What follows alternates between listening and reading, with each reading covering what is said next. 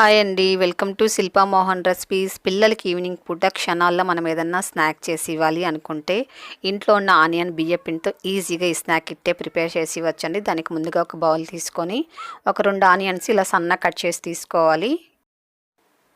Onion అంతా ఇలా విడివిడిగా తీసుకోవాలండి, సపరేట్గా ఇలా తీసుకోవాలి. ఇప్పుడు ఇందులో సన్న కట్ చేసుకున్న పచ్చిమిరపకాయలు వేసుకోవాలి. అలాగే సన్న కట్ చేసుకున్న కొత్తిమీర, కరివేపాకు, కొద్దిగా కారం వేసుకోవాలి. మనం పచ్చిమిరపకాయలు వేసాం కదండి, కాబట్టి కారం చూసుకొని వేసుకోవాలి. అలాగే కొద్దిగా ధనియాల పౌడర్, కొద్దిగా పసుపు, కొద్దిగా జీలకర్ర, అలాగే ధనియాలు వేయించిన పొడి అండి. ఇది జీలకర్ర ధనియాలు వేయించిన పౌడర్ కొద్దిగా వేసుకోవాలి. ఇది వేసుకున్నారంటే మంచి రుచిగా ఉంటుందండి. ఇందులో కొద్దిగా గరం మసాలా వేసుకోవాలి. అలాగే తగినంత సాల్ట్ కూడా వేసుకొని ఫస్ట్ ఇదంతా బాగా కలుపుకోవాలండి. ఆనియన్ అంతా కూడా ఇలా బాగా చేత్తో ఇలా ఒత్తుతూ కలుపుకోవాలి. అప్పుడే ఆనియన్లో ఉండే వాటర్ అంతా కూడా చక్కగా రిలీజ్ అవుతుంది. చూడండి, ఇలా బాగా కలుపుకోవాలి. ఇప్పుడు ఇందులో బియ్యపిండి వేసుకోవాలండి. 1 కప్పు బియ్యపిండి తీసుకున్నాను నేను.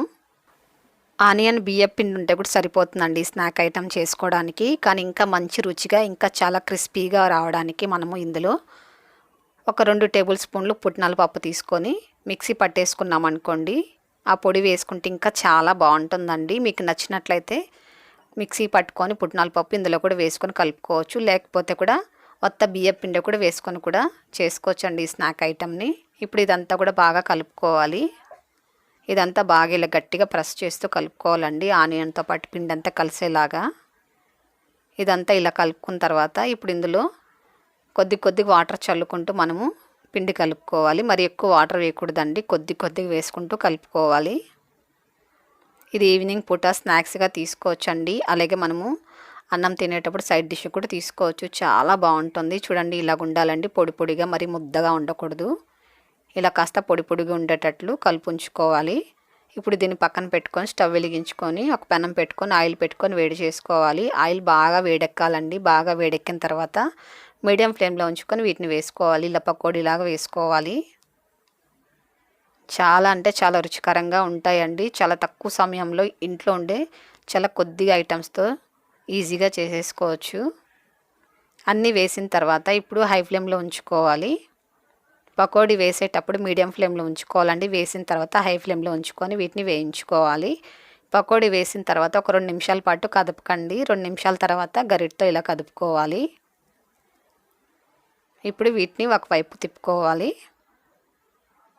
మన ఇంటికి ఎవరైనా సడన్గా గెస్ట్లు వచ్చినప్పుడు కూడా ఈజీగా చేసేయచ్చండి పకోడీని. మనం పిండి కలిపేలోపు ఆయిల్ పెట్టామనుకోండి, వేడి అయిపోతుంది. పిండి కలపంగానే వేసేసుకోవచ్చండి. చూడండి, బాగా మంచి రంగు వస్తుంది కదా. ఓకే అండి, సరిపోతుంది. ఇప్పుడు తీసేసుకుందాము. ఇది ఎక్కువ ఆయిల్ కూడా పీల్చుకోదండి, చాలా తక్కువ ఆయిల్ పీల్చుకుంటుంది. ఎందుకంటే మనము శనగపిండి వేయలేదు కదా, కాబట్టి తక్కువ ఆయిలే పీల్చుకుంటుంది. చాలామంది శనగపిండి తినాలంటే ఇబ్బంది పడుతుంటారు కదండి, అలాంటి వాళ్ళకి ఇలా కూడా చేసి పెట్టి ఇవ్వచ్చు. చూడండి, ఆయిల్ కూడా చాలా తక్కువ పీల్చుకుంది. మిగతా పిండి అంతా కూడా ఇలాగే పకోడీ వేసి తీసుకుందాము. ఇప్పుడు దీన్ని ఒక టిష్యూ పేపర్ బ్యాగ్ తీసేసుకుందామండి. చూడండి, ఆయిల్ కూడా చాలా తక్కువ పీల్చుకుంది. చూసారు ఎంత క్రిస్పీగా ఉందో. మీకు నచ్చిందా ఈ పకోడీ? అయితే మీరు కూడా ఒకసారి ఇలాగే చేసి టీతోనే కాఫీతోనే తీసుకోండి. తర్వాత ఎలాగొచ్చిందో టేస్ట్ నాకు తప్పకుండా కామెంట్ చేయండి. మీకు తెలిసిన వారందరికీ వీడియోని షేర్ చేయండి, లైక్ చేయండి. ఫస్ట్ టైం మీరు కనుక మన ఛానల్ చూస్తున్నట్లయితే వెంటనే మన ఛానల్ని సబ్స్క్రైబ్ చేసుకోండి.